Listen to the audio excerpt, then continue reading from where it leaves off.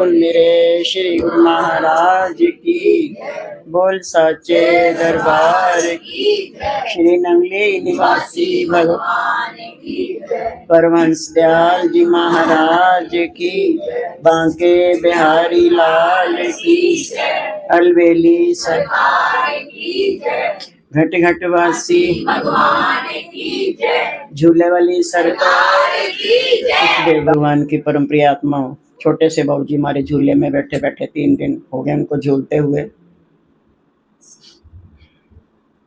एक वही है ऐसा, कुछ भी कह लो, कुछ भी कर लो, हर हाल में निभा लेता है। और राम जी के को कह के देखना, या जो जो राधा जी को कह देते हो, कन्हैया जी की सखियां तो बहुत बड़े, जरा राम जी की मत पढ़ना। हनुमान जी पास ही खड़े होते हैं गदा लेके, वो कहेंगे मैया एक ही है मेरी और कोई नहीं मैया। हर युग में वो परमपिता परमात्मा हर जीव की आशा पूरी करने के लिए, जो कि जन्मों जन्मों से, चाहे वो बाहर है चाहे वो अंदर से उठी है, उसको वो अवश्य पूरी करते हैं। कहते हैं, इतिहास बताता है कि जब भगवान राम की शादी हुई तो जब ये दूल्हा बने आए, घोड़ी घोड़ा पे चढ़े, किस पे चढ़, घोड़ी पे, अच्छा, तो घोड़ी पे चढ़ के जब आए हैं ये चारों भाई, तो उनमें से राम जी को अयोध्या की सब महिलाएं देख के बड़ी खुश होती हैं और उनके अंदर 2 विचार पैदा हो जाते हैं।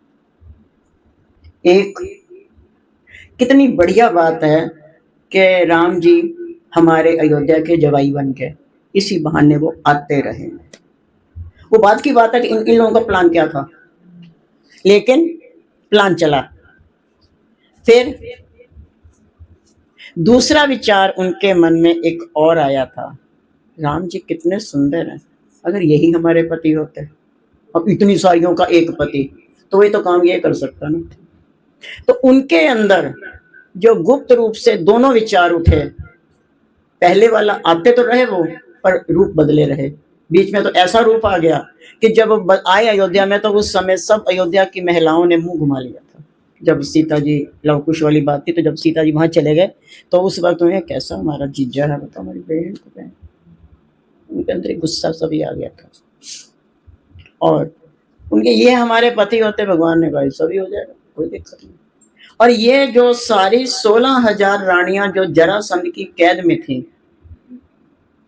उनको जब भगवान ने छुड़ाया तो उन सब की सब ने एक ही बात कही कि प्रभु आपने हमें छुड़ा तो दिया, पर हम जाएंगी कहाँ, हमारे पति तो ना घुसने देंगे।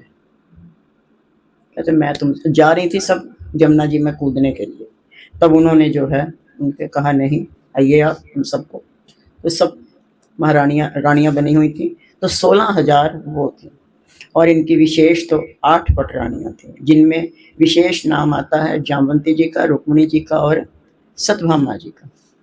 लक्ष्मणा, सतेन, 7-8 थी ये पटरानियां। वो मालिक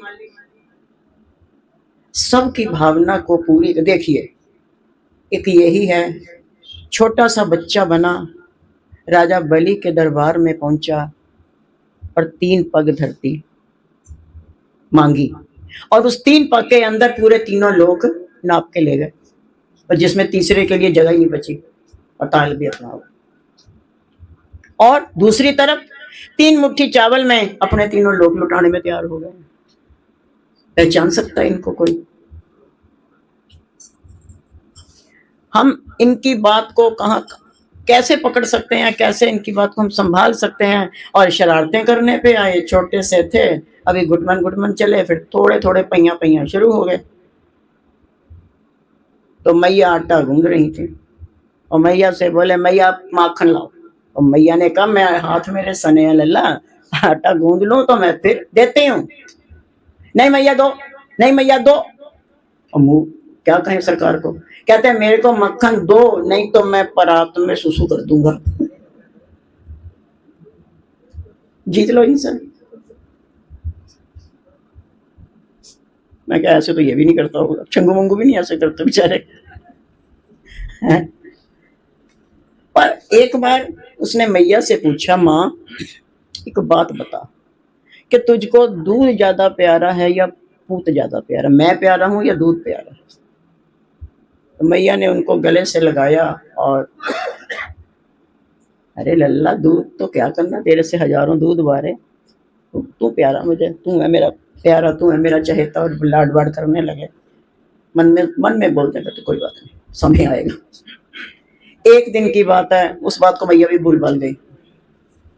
और एक दिन की बात है, मैया इनको गोद में बिठा के कुछ खिला विला रही थी और चूल्हे पे सामने दूध चढ़ा था। जैसे ही मैया को ये लगा कि दूध उबलने वाला, तो उन्होंने, मैया ने लल्ला को बिठाया एक किनारे और जाके दूध को संभाला, और ये बाबूजी पीछे जाके दुबक के और बैठ गए। बोले आजा लल्ला, कहते हैं मैं तुमको पूत प्यारा, झूठ बोलती हो माँ, तुम झूठी हो झूठी हो झूठी हो। भैया तुमने मुझसे झूठा बोला झूठा बोला झूठा बोला। प्रैक्टिकल करके दिखाते हैं। और ये बात सत्य है। एक तरफ तो हम ये बड़े दीवाने बनते हैं, हम ये एक सेकंड के अंदर एक तरफ गाएंगे, और तेरे तेरे प्यार के अंदर घर बार छोड़ दिया, और ये भी छोड़ दिया, वो भी छोड़ दिया, और ये बड़ा सा खुनवा ना छूटता। ये तो बगल में रहता, बज जाए तो भजन ही छोड़ दिया जाएगा, और पहले इसको देखा जाएगा। जब ये नहीं था तब क्या था। वैसे तो बहुत दीन दुनिया छोड़ने की बात सोचते हैं। ये सब कुछ वही कर सकता है जिस पे उसकी नजर हो, और जिसको वो जिस रूप में स्वीकार करना चाहता हो। सारे घर बार छोड़ के बैठ जाओगे तो अशोक पीछे दौड़े आएगा। हाँ, कल की छुट्टी भी है, आज भी तो ठीक है। परीक्षाएं बीच में चलती रहती हैं। याद आ गई वो नन्हे से बच्चे ध्रुव की। पुराना इतिहास अगर हम भक्तों का देखें तो लगता है हमने तो अभी भक्ति में कदम ही नहीं रखा।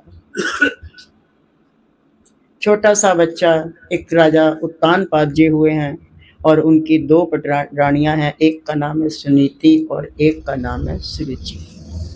एक का बेटा जो है उसको बहुत वो प्यार करते हैं, लेकिन इसको प्यार कम करते हैं। ध्रुव को तो करते हैं, लेकिन वो जो उसकी स्टेप मदर है, सौतेली माँ है, उसके कारण थोड़ा सा करना पड़ता है।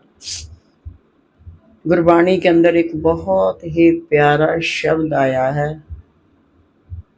कि छोटा सा बच्चा जब बाप की गोद से उतार के फेंका जाता है, तो उस वक्त बच्चे को जो चोट लगती है उसके दिल पे, तो वो सह नहीं पाता, वो थोड़ा ना अजीब सा हो जाता है, और जा कर के वो माँ के पास जाता है, और जाके माँ से एक बात कहता है, नीतू रानी है के गोली मेरे बाप दी, सच दस माता मेरी। नीतू रानी है के गोली कहते हैं नौकरानी को। तो ध्रुव बच्चा जो है अपने बाप से, माँ से पूछता है कि माँ मुझे ये बता कि तू मेरे पिता तो मेरा ही है ना, पता थोड़ी ना सौतेला, माँ सौतेली है। तो वो ये कह रहा है कि माँ तू मुझे ये बता दे इतनी सी बात कि तुम मेरे पिता की रानी हो या नौकर। नीतू रानी है के गोली मेरे बाप दी, सच दस माता मेरी।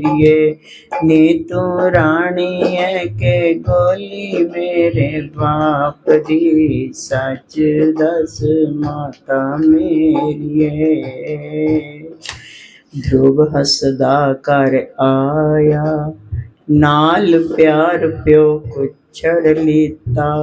हंसता हुआ आया है ध्रुव, और पिता ने भी बड़े प्यार से उसको अपनी गोद में बिठाया है।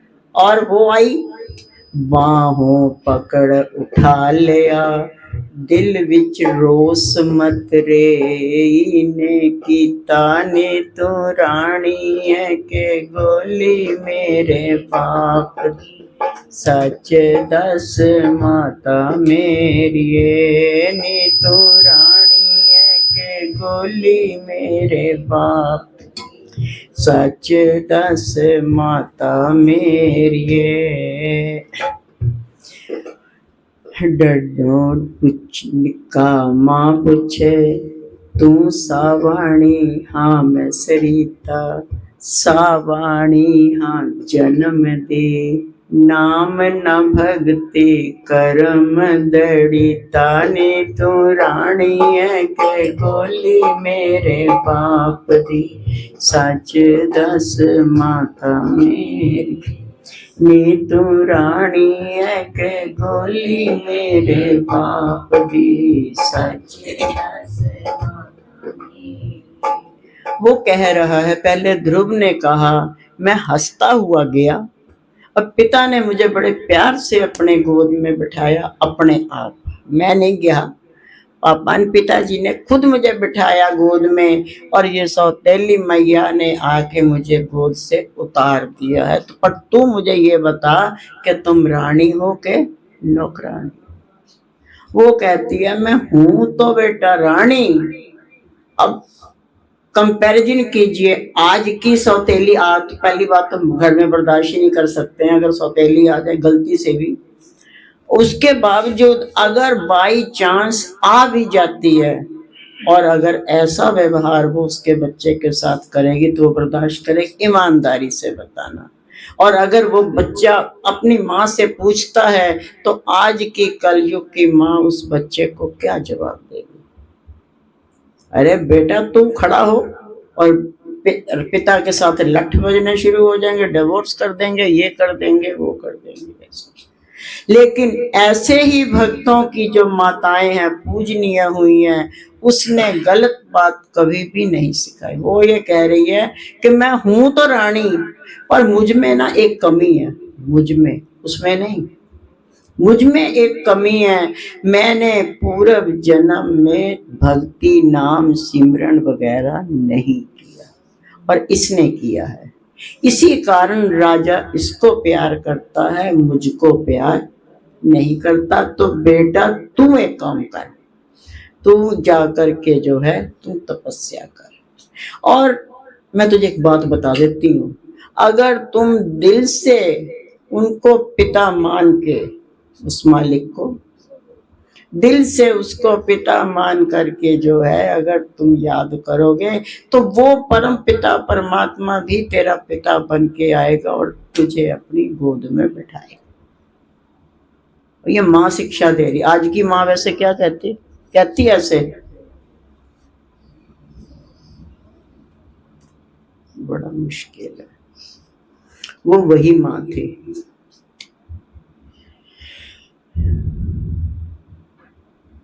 और वो छोटा सा 5 साल का बच्चा, बताओ, ये 5 साल का गर्भित क्या साल का हो गया? 5.5, मतलब इससे भी थोड़ा छोटा ही है वो। और वो 5 साल का बच्चा चल दिया जंगलों में, माँ ने नहीं रोका, बेटा जाओ बेटा, उस परमात्मा की गोद में बैठो। वो भगवान आता है, बड़ा दयालु है। अगर तुम उसको अपने पिता, मन में भाव पिता का रख के पूजा करोगे ना, तो वो आकर के जरूर तुझे अपनी गोद में बैठाएगा। और वो नन्हा सा बालक अब राजकुमार था, जेवर एवर भी पहने हुए हैं। रास्ते में चोर मिल गए, निकल गया था जंगलों की ओर, रास्ते में चोर मिल गए और उन्होंने उसको सोचा कि इसको लूट लेते हैं और मार मूर के इसको समुद्र में फेंक देंगे। तो पूछने लगा, वो लोग गए, बेटा कहाँ जा रहा है? बोले मेरे को ना भगवान की गोद में बैठना, तुम बता सकते हो? बच्चे को ये भी नहीं पता कि भगवान की गोद ये कौन सी कह रहे हैं और माँ ने कौन सी बताई है। तो वो उसकी बातों में आ गया। वो कहना हाँ हाँ, चोर कहते हमें पता है कि भगवान की गोद कहाँ है, और हम तुमको ना रास्ता भी बता सकते हैं, तो तुम चले जाना। बोले कहाँ? सच में तुम्हें पता है? और वो उसको जो है, जो उसके लिए निकल पड़ा, वो फिर अकेला नहीं निकला, उसके साथ वो साथ ही निकल आए। जैसे ही वो बच्चा थोड़ा खतरनाक मोड़ पे आता है, तैसे ही भगवान एक रूप सा बदल के आते हैं, पुलिस वाला, और आकर के उस बच्चे को बचा करके कहते हैं कि हाँ बेटा कहाँ जा रहा है? कहते मुझे ना, है वो भगवान खुद ही, चाहे तो तभी बिठा लेते हैं, लेकिन उन्होंने भी उसको जो है एक चमकाना था और वो बच्चा चमकने के लिए चल तो पड़ा। तो उन्होंने कहा कि बेटा, तुमने अगर भगवान की गोद में बैठना है ना, उसके लिए तुम्हें कोई गुरु बनाना पड़ेगा, और वो गुरु जानते हैं कि भगवान की गोद कहाँ है और वो तुमको वहां पर भेजेंगे। बोले अंकल, फिर मैं अब गुरु कहाँ ढूंढूंगा,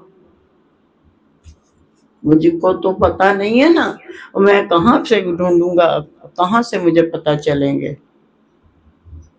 कहते चलो मैं ना कल सवेरे सवेरे भेजूंगा, तुम फलानी जगह पे जाके बैठ जाना, तो मैं ना सवेरे सवेरे, मैं एक गुरु को जानता हूँ, तो मैं ना उनको भेज दूंगा, तो तुम उनसे गुरु मंत्र ले लेना और वो तेरी देख रेख करेंगे और वो तेरे को बताएंगे कि तुझे भगवान की गोद कैसे मिल सकती है। कहता अंकल देखो भूल मत जाना। पहले जमाने में अंकल तो आजकल चल पड़े, पहले काका कहते थे कि काका भूल मत जाना कि तुम जाओ और मेरी बात को भूल जाओ, और मुझको तो भगवान की गोद में जाना है, बिठा देना। बोले ना बेटा, मैं न भूलूंगा, भेजूंगा। सवेरे सवेरे जो तेरे को सबसे पहला बंदा मिल जाए ना, तो उसको तुम गुरु बना लेना। अब भगवान का तो एक ही पाशर्द है ना गजब का, और वो है नारद जी। उन्होंने नारद जी को भेज दिया कि जा चला जा भाई, रूप बदल के चला जा वहां पे और उस बच्चे को संभाल ले।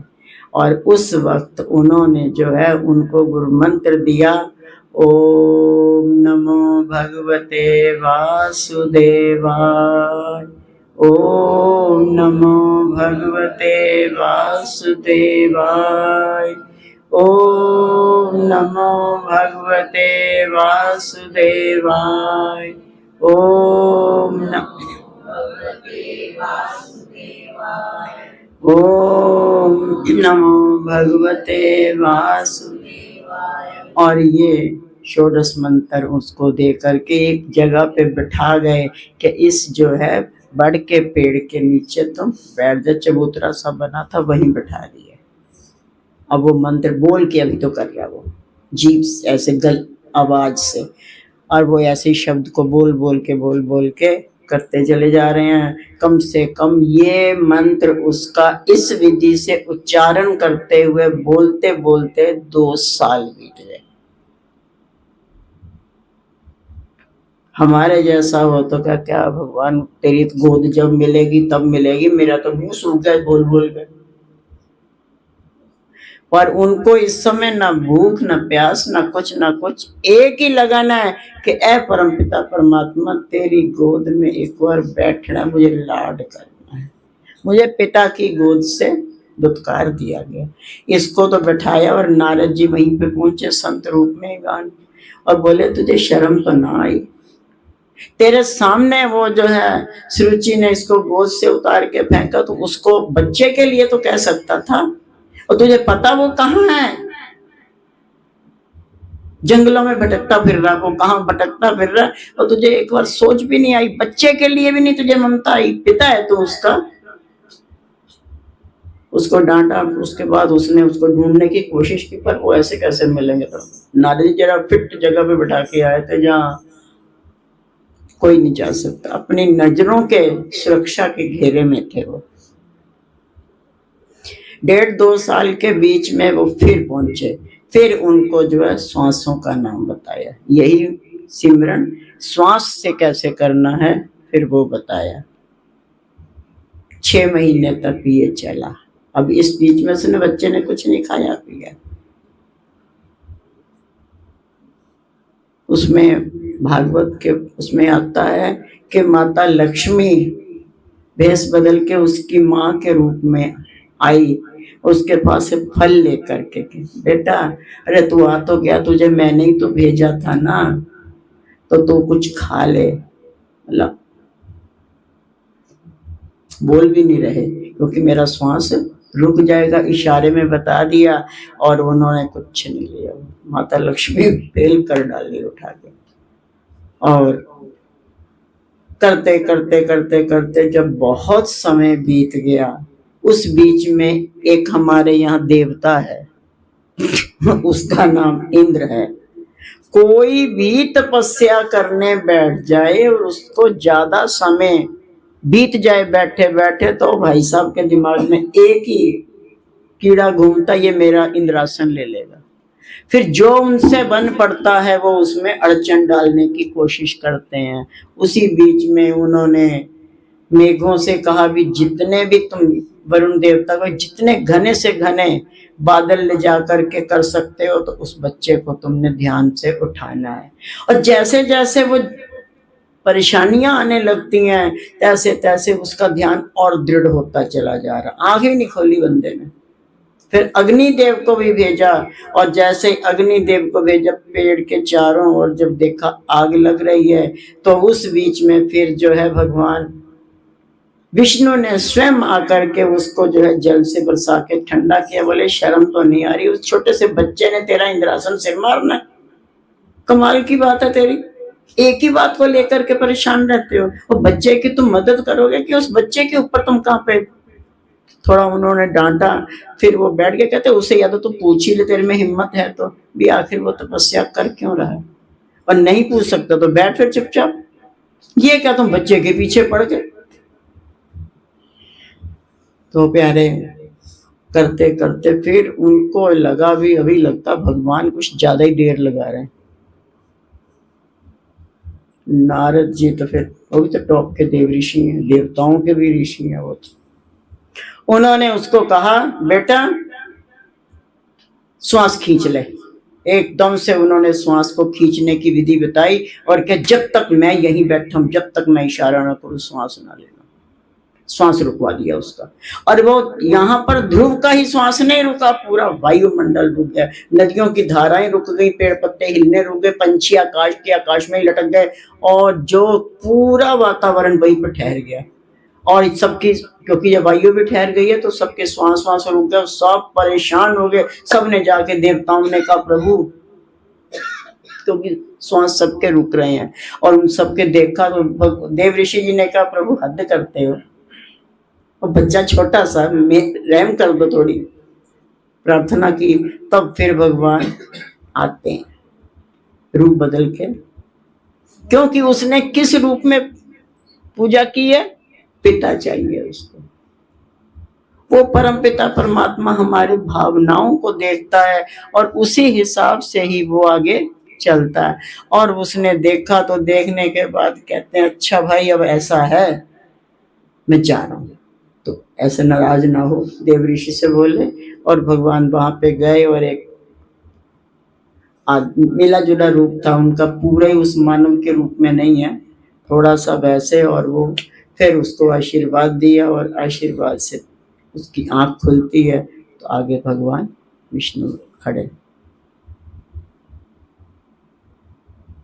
तो कहता काका आप कौन है, मुझे ध्यान से क्यों उठाया। इस बीच में थोड़ा सा वायुमंडल सही हो, क्योंकि बच्चे ने सांस ले लिया ना, तो कहने लगे कि मैं तेरा पिता। मेरा पिता तो उत्तानपाद है, आप कैसे मेरे पिता हो गए। कि तुम क्यों तपस्या कर रहे हो। कहते मैं वही भगवान हूँ जिसको तुम पाना चाह रहे हो। अच्छा, तो तुम वही भगवान हो, मुझे तो आपसे बातें बहुत सी करनी है। आपने मेरे से पिता का प्यार क्यों छीना, आपने मुझको गोद से उतरवाया क्यों, फिकवाया क्यों, आप मेरी माँ के साथ जो है मेरे पिता प्यार क्यों नहीं करते। वो कहते भाई भाई भाई भाई भाई भाई भाई भाई, एक एक करके तुम तो एक साथ इतने प्रश्न पूछ लोगे तो फिर मैं कैसे जवाब दूंगा, एक एक करके पूछो भाई, क्या क्या पूछोगे। और इतनी सी बात कहते भगवान थोड़ा सा ना उसको ऐसे पास पास, वो भी बच्चा भी पास में आ रहा है, और धीरे से उसको ले करके अपने गोद में।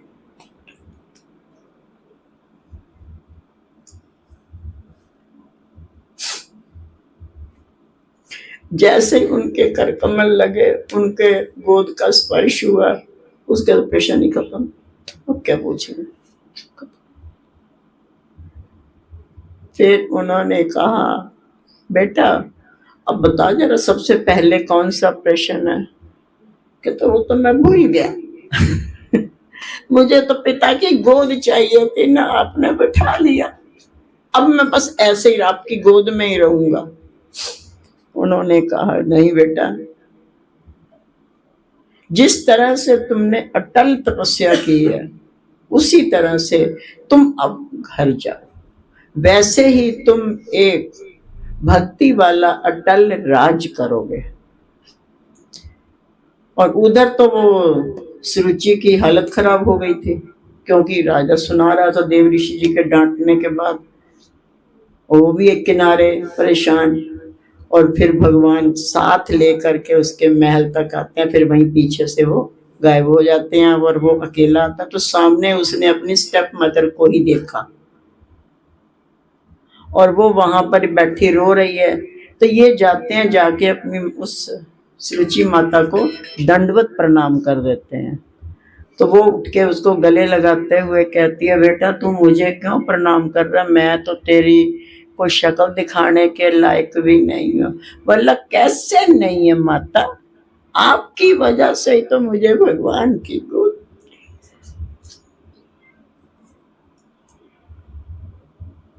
अगर आपने मुझे उस दिन ना फेंका होता, आपने मुझे गोद से ना उतारा होता, तो मैं जंगल में कहाँ जाता, ना मैं जा पाता, ना मुझे भगवान की गोद मिलती। तो कहते अब क्या करना है, तो बोले पिताजी के पास आप क्यों नहीं। कहते उन्होंने भी मेरी एंट्री ना बंद कर दी है कि तुम इधर मत आओ। बोले अच्छा। तो फिर उसके बाद वो सीधे अपनी माँ से मिलते, अपनी माँ से बाद में मिलेंगे, पहले पिता के पास गए, पिता को प्रणाम किया। पिता ने गले से लगाया, लाड वाड किया, बेटा कहाँ चले गए थे, कहाँ चले गए थे, कहाँ चले गए थे। बहुत प्यार किया। बोले मैं तो तब अच्छा करने चला गया था। और बच्चा बच्चे वाली भाषा ही बोल रहे।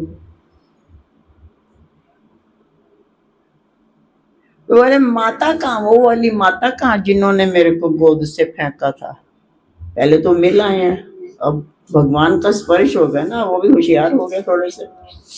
तो कहते हैं कि वो वाली माता कहाँ हमारी जिन्होंने मुझे फेंका था और जिसके कारण मुझे भगवान की गोद मिली है। कहते छोड़ दिया मैंने उसको। कहते फिर आप एक काम करोगे मेरे लिए, उसको माफ कर दो। इतने में आना मैया, और मैया आ गई सामने, उसको भी माफी दिलाई। और वो इनकी अपनी माँ तो वहीं पास में ही थी, इस तरीके से। और उन्होंने उस समय भक्ति पूर्ण खंड राज किया। पूरे उसमें नगर में भक्ति का ही बोलबाला था। और भगवान के कहे अनुसार उन्होंने कहा था, जिस तरह से बेटा तुमने अटल भक्ति की है, तो हम तुमको एक वरदान देते हैं कि उत्तर दिशा में तुम एक सितारा बन के चमकोगे। आज उनके नाम से एक ध्रुव लोक है।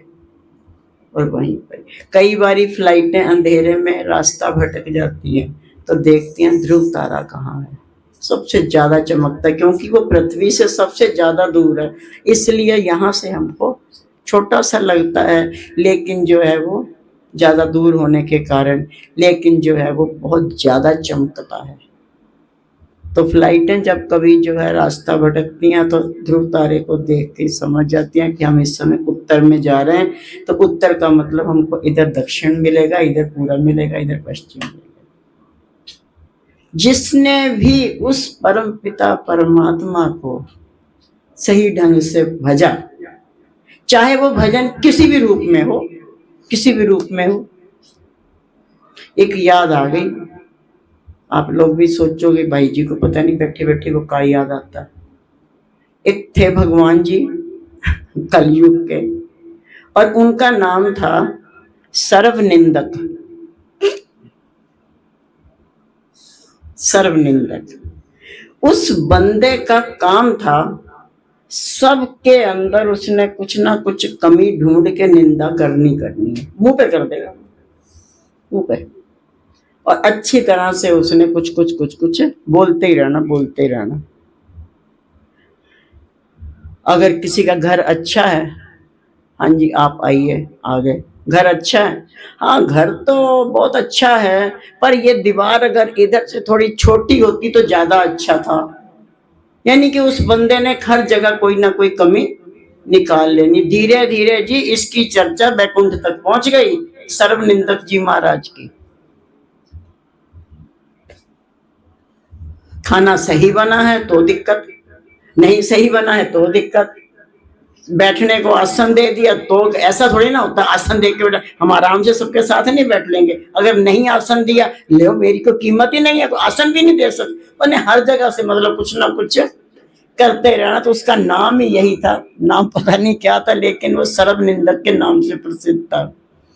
ये जब चर्चा बैकुंठ तक पहुंच गई, नारद जी ये काम वो करते हैं, तो नारद जी के द्वारा तो वहां पे उन्होंने कहा, भगवान एक धराधाम पे एक व्यक्ति है, वो उस व्यक्ति को कोई आज तक खुश नहीं कर पाया, तो क्यों ना आप अपने बैकुंठ धाम में एक बार उसको न्योता दें।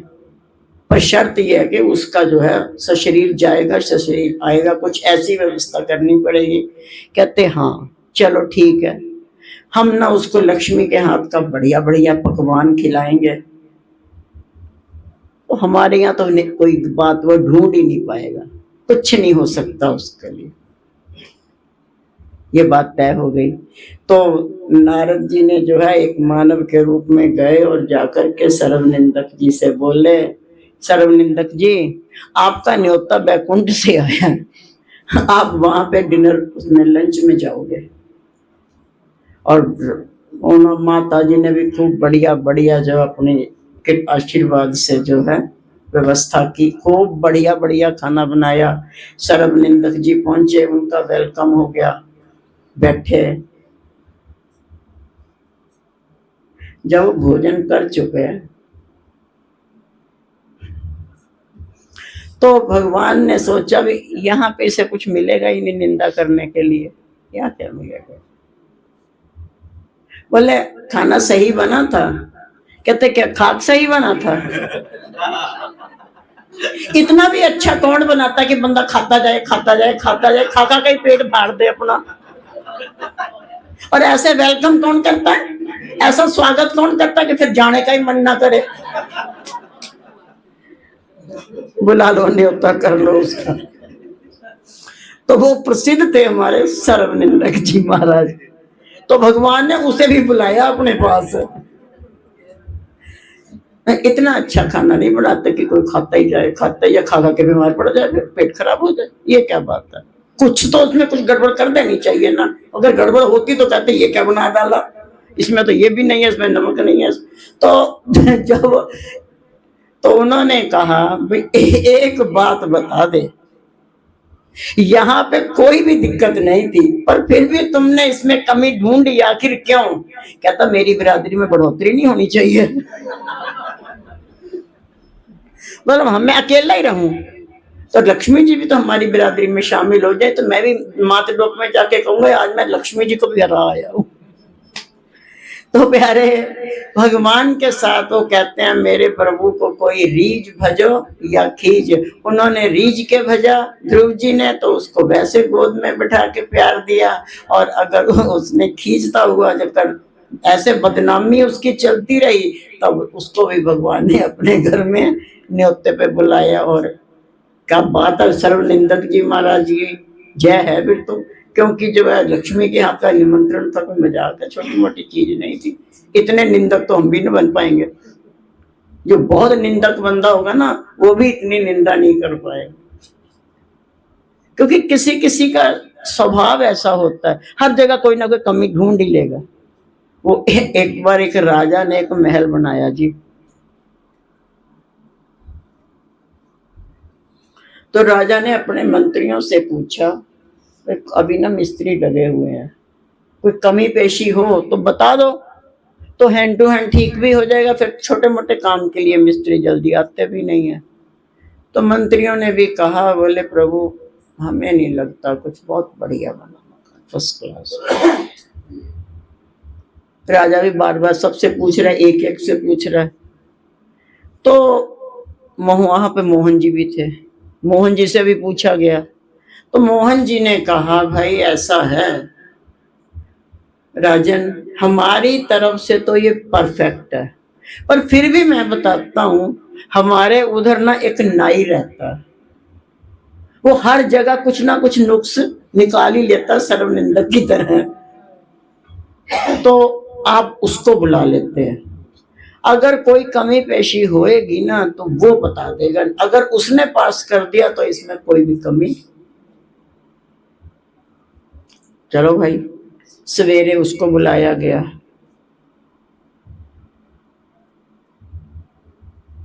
तो नाई ने हाथ जोड़ के कहा, क्या बात, क्या, किस लिए बुलाया गया? बोले कुछ नहीं बेटा, हमने ना ये महल बनाया था, तो आपको केवल ये बताना है कि अभी मिस्त्री लगे हुए हैं, काम चल रहा कंस्ट्रक्शन का, कि अगर इसमें कोई नुक्स है, कहीं पर कोई आपको कुछ परेशानी लग रही है तो आप बता देना, तो अभी हैंड टू हैंड ठीक भी हो जाएगा। तो नाई बोला कि फिर चलो देखते हैं। मंत्री गया, सब जगह देख के ऊपर नीचे सब आया।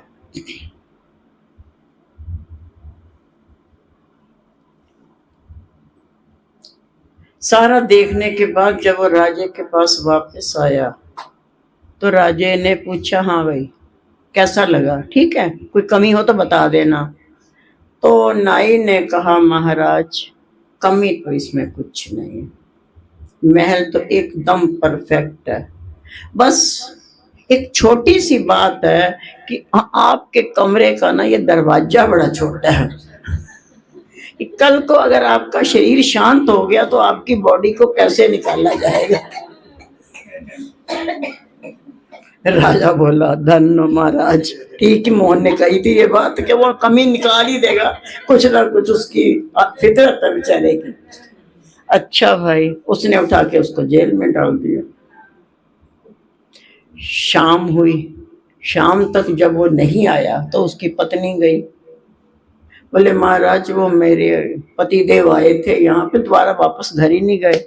राजा ने सोचा ये पत्नी है, औरत है, हो सकता है इसके पास कुछ अकल वकल होगी, तो उसने सारी की सारी ना वो बात बता दी कि ऐसे ऐसे उसको कहा था कि कोई कमी, तो ये बता रहा कि जो है मर गए तो उसकी उनको निकाल लेंगे कैसे।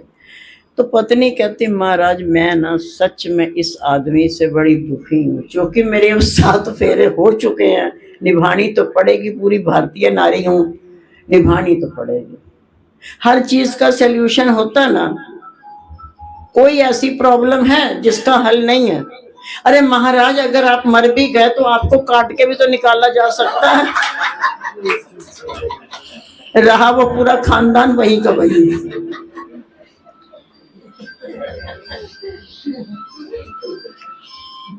वो कहता है इसको भी उसी के पास ही छोड़ दो, दोनों पति पत्नी वही सलाह करेंगे।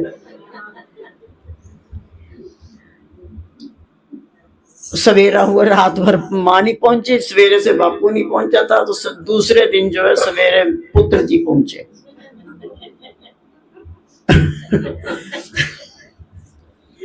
तो बेटे ने भी जाके अर्ज लगाई, बोले महाराज कल सवेरे से हमारे पिता लापता है, शाम को माँ लापता हो गई। तो उसने, राजा ने सोचा ये जो है पढ़ा लिखा बच्चा लग रहा है, तो समझदार है, ये कुछ सही बात बताएगा, हो सकता है इसको दिखा देते हैं, तो अगर होगा तो ठीक है, नहीं तो चल बढ़िया है।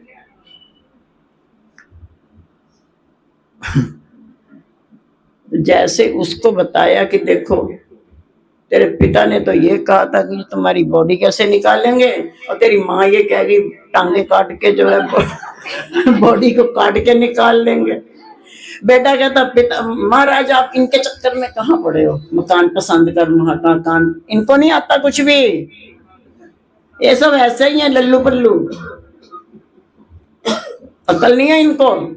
अरे महाराज आप मर भी गए तो संस्कार तो अंदर भी हो सकता है, और राख तो इतनी सी होगी निकल आएगी कहीं से, चाहे इससे भी छोटा हो दरवाजा, कोई उसने, राजा ने ना मोहन जी को बुलाया, बोले भाई तू इधर आ, ये मेरे से 10,000 इनाम पकड़ तू, और मेरा यही महल बढ़ गया, आखिरकार तूने भी वो बंदा पकड़ाया मेरे को, गजब कर दिया इस आदमी ने, कि पूरा एक नहीं दो नहीं पूरा खानदान ऐसा, दूसरा और कोई बच्चा था नहीं शायद वो भी चला आता। देखो जी, तो प्यारे वो परमात्मा भी चलता खेल करता, तो वो उसको कोई परेशानी नहीं है। चाहे उसको कोई प्यार से भजेगा तो वो उस हिसाब से भाव को पूरा कर देंगे, और अगर कोई उनको जो है गुस्से से, कंस ने गुस्से से भजा, ऐसा गुस्सा कि विष्णु को आना पड़ गया नीचे। और माता शबरी ने ऐसा प्यार दिखाया, ऐसा प्यार दिखाया कि भगवान को अपना राज सिंहासन छोड़ के महल में जाना पड़ गया नंगे चरणों, है ना। तो दोनों का प्यार देख लीजिए। रावण को भी मारा तो जब गुस्सा आया तो उठा के कर दिया। गुस्सा तो उनको पहले ही समुद्र पे भी आ गया। 3 दिन वो बेचारे बैठे हैं तट पे, तो समाधि लाके उसको खुश करने के चक्कर में पकड़े ही जा रहा। बस फिर उठाया अग्नि बाण, उठा के तेरे को सूख दूंगा। वो प्रगट हो गया डर के मारे समुद्र। बोले महाराज मैं ही नहीं हूँ, मेरे अंदर बहुत से जीव जंतु हैं, ये सारे मर जाएंगे, क्या होगा इनका। तो आप ऐसे करिए, हम आपको बताते हैं। आप ही की सेना में नल और नील नाम के 2 वानर हैं। वो पूर्व जन्म के विश्वकर्मा के बेटे हैं, देवताओं में है ये। उनके पास ये वरदान है कि आप उनके हाथ में पत्थर भी देंगे तो, हम लोग बोलने में पत्थर बोलते हैं पर पत्थर नहीं, पूरे पूरे पहाड़ आते थे। और पहाड़, छोटे से पत्थर को, कंकड़ को जो आप एक नदी में मारो तो वो तैरेगा नहीं, डूब जाएगा, है ना। और लेकिन जो है ये पहाड़ कहते हैं, आप उनके हाथ से फिकवाते जाइएगा तो पुल बन जाएगा। इतिहास आने वाले समय में याद मुझे सुखा के कुछ नहीं मिले, जीव जंतु और मर जाएंगे। तब फिर वो सारे जो है राम का नाम लिखते गए और वो सारे पहाड़ फेंकते चले गए। गोवर्धन आपका वही रोक दिया गया, जिसको फिर ये आशीर्वाद दिया कि तेरी कल युग में पूजा कराऊंगा।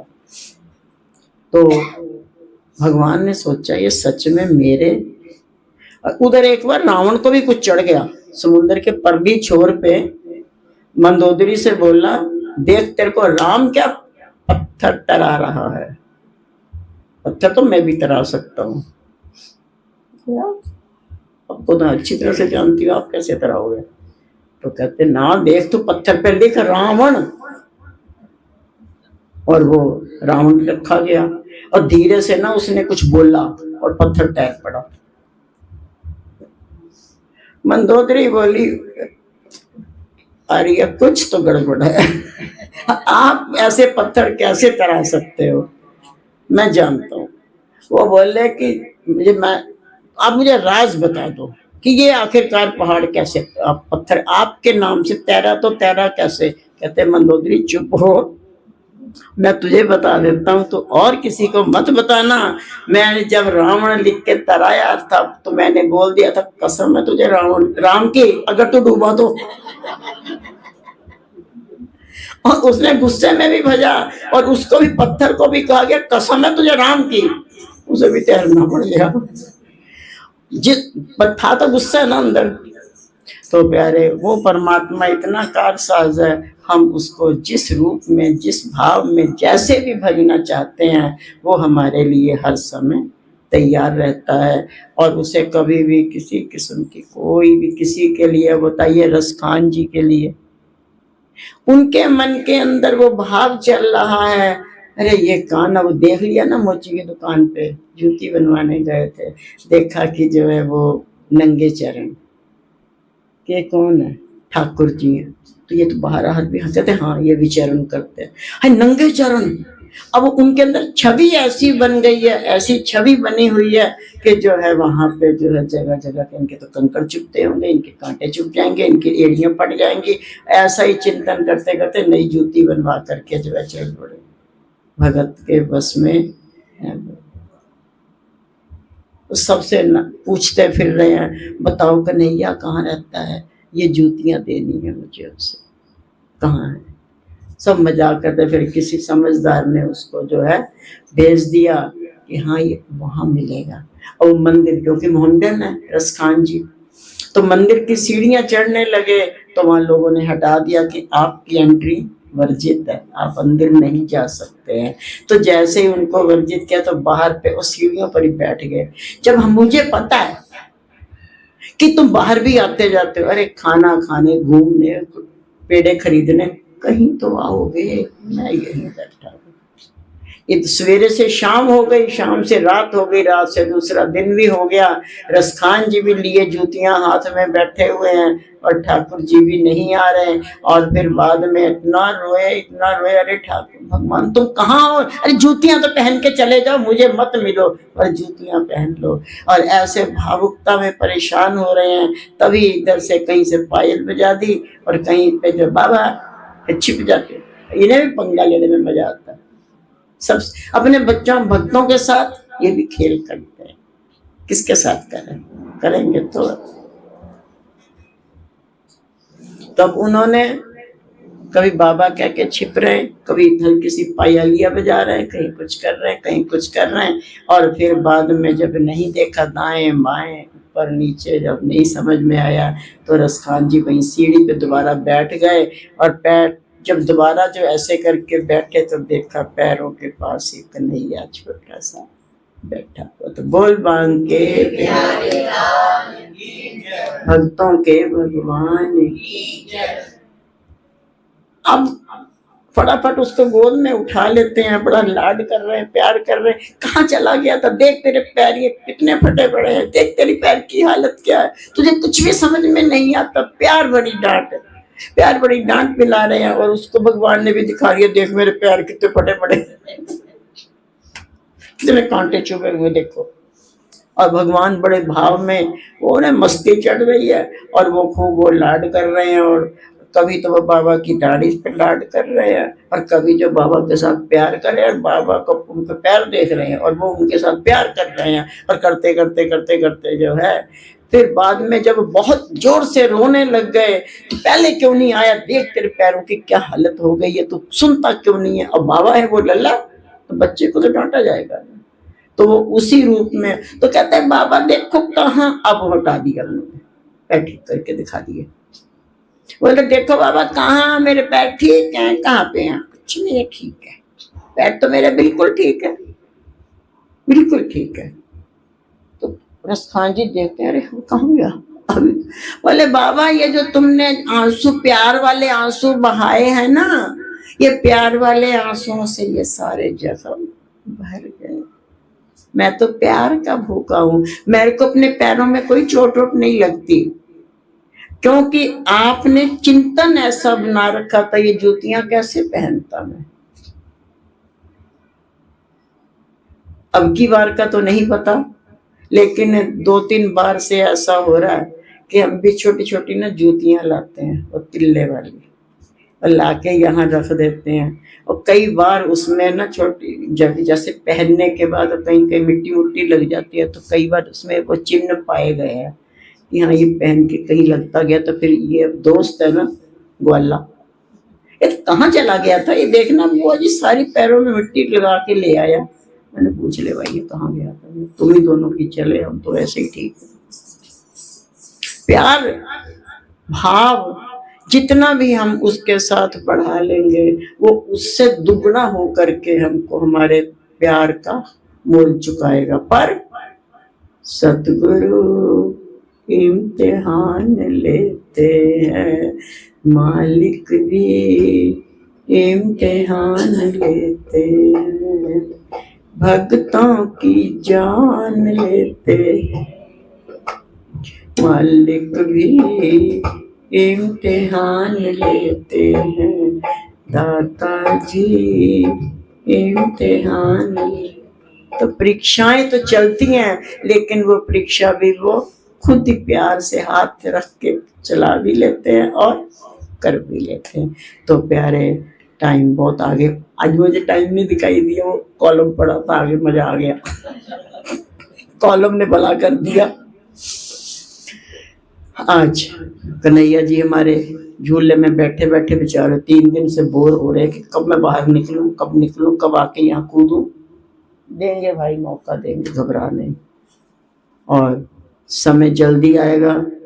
और कल तो तुम लोग जो है, मैंने अभी से तुम्हारी फरमाइश लगा दी भी कल पानी लेके आना। हमने कुछ उड़ने वाली हम है नहीं हो, इतनी तुम शरीफ भी नहीं हो। हाँ भावुकता में आंसू भी बहेंगे, सब कुछ होएगा, वो बात अलग है, पर तेरे साथ मटकी तो भरनी है। देख जमुना में तो मचा ले ग्वालों का टोला लेके, शोर कितना भी, पर हम तो मटकी लेके मटका भर के ही जाएंगे। तो प्यारे, आज उस मालिक के आशीर्वाद से हमको यहाँ पे बैठे हुए रोज की हाजिरी लगाते लगाते, वैसे तो काफ़ी दिन हो गए प्रसाद की सेवा जब से शुरू हुई है, लेकिन उसके दर्शनों के बीच में और प्रोग्राम के चलते हुए 3 दिन हो गए। ऐसे 3 दिन और निकल जाएंगे। ऐसे ही मालिक अपना प्यार, हम इस लायक ही नहीं है, ना तो हम तेरे से दुश्मनी कर सकते हैं, ना हम तेरे लायक तेरे साथ प्यार कर सकते हैं। पता नहीं तुझे क्या पसंद है, क्या हम कर लें, मालिक तेरियां तू जाने। हाँ, उल्टा पुल्टा चाल मार लेंगे, ऐसे ही निभा लियो। सबको निभाया, एक हम भी सही।